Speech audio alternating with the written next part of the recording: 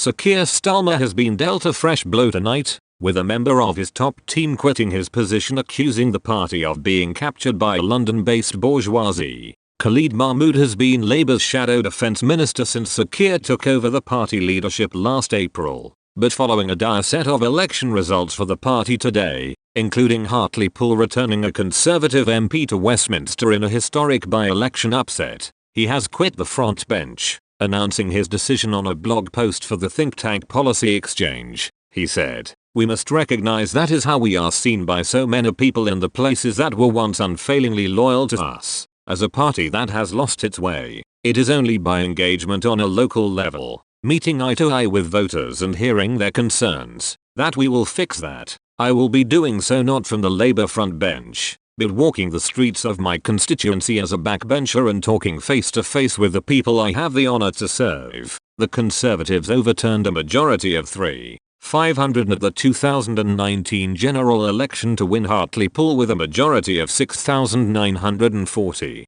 The seat had been Labour-held since it was formed in 1974. It was one of the few seats to survive the battering taken by the so-called Red Wall of Labour strongholds in 2019, when many areas in the north of England elected a Tory MP for the first time. Hartlepool voted to leave the EU in 2016 with a majority of around 70%, but the party selected a vocal pro-EU candidate who previously represented the seat of Stockton South between 2017 and 2019 for the by-election. Criticising Sir Keir Starmer for failing to listen to voters, Mr Mahmood said, "A London-based bourgeoisie, with the support of brigades of woke social media warriors, has effectively captured the party. They mean well, of course, but their politics, obsessed with identity, division and even tech utopianism, have more in common with those of Californian high society than the kind of people who voted in Hartlepool yesterday." The loudest voices in the Labour movement over the past year, in particular,